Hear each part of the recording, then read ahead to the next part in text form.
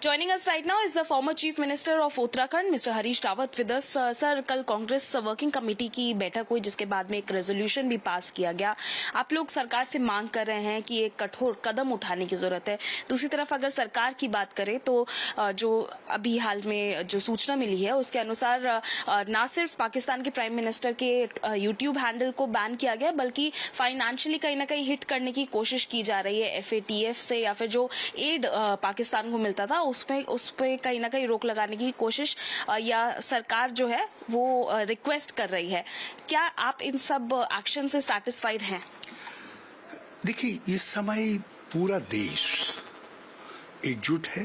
पूरी दुनिया आतंकवाद के खिलाफ लड़ाई और आतंकवाद को प्रश्रय देने वाले देश को सबक सिखाने के लिए एकजुट है। कांग्रेस उस एकजुटता का प्रतिनिधित्व कर रही है, उसको लीडरशिप दे रही है। ये कांग्रेस पार्टी थी जिसने जैसे ही पहलगाम का हमला हुआ हमने कहा हम सरकार के साथ हैं, आतंकवाद को क्रश किया जाना चाहिए और आतंकवाद को प्रश्रय देने वाले देश की कमर तोड़ी जानी चाहिए। और हम तो यहाँ तक हमारे नेतृत्व ने कहा कि यदि संसद का सत्र बुलाइए और हम संसद के फ्लोर पे, पार्लियामेंट के फ्लोर पर भी सब एकजुटता जाहिर करें ताकि एक संदेश दुनिया में जाए कि आतंकवाद के खिलाफ भारत खड़ा है और भारत आतंकवाद का शिकार है और विक्टिम है और उस आतंकवाद पर चोट कर रहा है।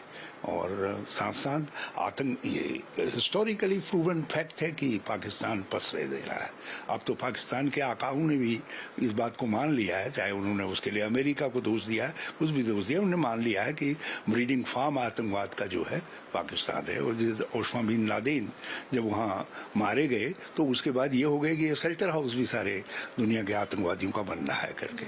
और बल्कि तकलीफ की बात यह है कि बांग्लादेश को भी उसी रास्ते पे ले जाने की कोशिश हो रही है। तो ये अवसर है जब हमको कठोर कदम उठाना चाहिए। जब देश एकजुट है, लोग कह रहे हैं हिंदू मुस्लिम सिख ईसाई हिंदुस्तान के हैं, 4 भाई सब एक साथ हैं। और जब सारे राजनीतिक दल एक साथ हैं तो सरकार को कठोर कदम उठाना चाहिए। क्या किस तरीके से स्टेपिंग करेंगे, क्या रणनीति रहेगी, ये उनको तय करना है। और यदि परामर्श करेंगे इस विषय में तो कांग्रेस परामर्श के लिए तैयार है।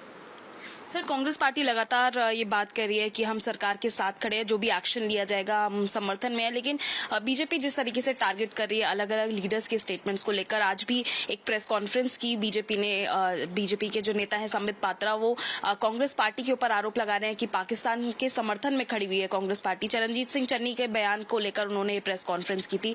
इस तरीके के बयानों को आप कैसे देखते हैं? एक सत्तारूढ़ दल के प्रवक्ता को गंभीर होना चाहिए। पार्टी की ऑफिशियल लाइन, हमारी लीडरशिप क्या कह रही है, ये महत्वपूर्ण है। किसी की जबान को फिसल नहीं। और फिर आज कोई प्रसंग नहीं है देश के सामने, केवल एक प्रसंग है कि पहलगाम में जिन्होंने नृशंसता पूर्वक हमारे नए भाई बहनों की हत्या की है, उस आतंकवाद को कुचल देना है और उसको प्रश्रय देने वाले पाकिस्तान को दंडित करना है। उसके अलावा कोई प्रश्न नहीं है। और बाकी सवाल होंगे, वो सवाल समय के साथ उठेंगे। और समय ऐसा सरकारें अकाउंटेबल होती है, लेकिन इस समय अकाउंटेबिलिटी को चेक करने का उसका समय नहीं है। इस समय एक्शन का समय है, राष्ट्रीय एकजुटता का समय है। वो एकजुटता खंडित नहीं होनी चाहिए। मुझे दुख है, मैं वैसे तो संबित पात्रा अपने आगे डॉक्टर लगाते हैं, ये कैसे डॉक्टर हैं जो समय की नजाकत को नहीं समझते? एक सत्तारूढ़ दल के प्रवक्ता को किस बात को उठाना है? क्या आप ये चाहते हैं कि ये संदेश जाए देश और दुनिया में, और पाकिस्तान ये संदेश जाए कि भारत में एकजुटता नहीं है? इस प्रश्न पर क्या संबित पात्रा ये चाहते हैं ऐसी बातों को उठा करके? ये सब चीजें इस तरीके के जिसको कहते हैं स्लिप ऑफ टंग थॉट्स समय को चूज करने में गलती करते हुए कभी कभी कुछ लोग कह जाते हैं, तो उसको इस समय फूंक में उड़ा देने के उसको एक तरफ किया जाता है। सीधे लक्ष्य क्या है? लक्ष्य है आतंकवाद को कुचलना, लक्ष्य है पाकिस्तान को सबक सिखाना। उस लक्ष्य पर नजर होनी चाहिए। सर, प्रधानमंत्री नरेंद्र मोदी से भी लगातार आप लोग सवाल खड़े कर रहे हैं, ऑल पार्टी मीटिंग की बात हो या फिर संसद सत्र बुलाने की बात हो। हालांकि कल प्रधानमंत्री नरेंद्र मोदी ने दो जो है इवेंट्स में एड्रेस किया। खासतौर पे अगर केरला की बात की जाए तो जिस तरीके से उन्होंने इंडिया अलायंस के ऊपर सवाल खड़े किए, उन्होंने शशि थरूर और जो केरला के मुख्यमंत्री हैं उनकी तरफ इशारा करते हुए कहा कि आज कई लोगों को नींद नहीं आएगी। फाइनेंस मिनिस्टर का भी स्टेटमेंट आया है इसी चीज को लेकर और कह रही हैं कि बाकी के इंडिया ब्लॉक लीडर्स को इन नेताओं से सीखना चाहिए कि कैसे काम किया जाता है। क्या कहा प्रधानमंत्री जी ने? और प्रधानमंत्री जी यदि किसी ऐसी इवेंट में कुछ नेतागण सम्मिलित हो गए अलग अलग पार्टियों के, तो उसमें जैसे बच्चा खिलौना मिलने में खुश होता है उस तरीके से थोड़ी खुश हुआ जाता है, उस तरीके से थोड़ी बातें की जाती है। उनके पार्टिसिपेशन की गंभीरता को आप नजरअंदाज कर रहे हैं, उसको इस तरीके से पॉलिटिकल इशू बना करके जो है मैं इतना ही कहना चाहूंगा। प्रधानमंत्री हैं, मैं उनकी पद की गरिमा को प्रणाम करता हूं, लेकिन इस तरीके से हल्के फुल्के अंदाज में कही गई उनकी बात मुझे पसंद नहीं आई। हाँ, हम कहीं भी कॉर्नर नहीं कर रहे हैं, हम तो राष्ट्रीय एकजुटता जाहिर करने के लिए पार्लियामेंट की उसको दुनिया को डेमोन्स्ट्रेट करने के लिए दिखाई दे, उसके लिए संसद सत्र की बात कर रहे हैं।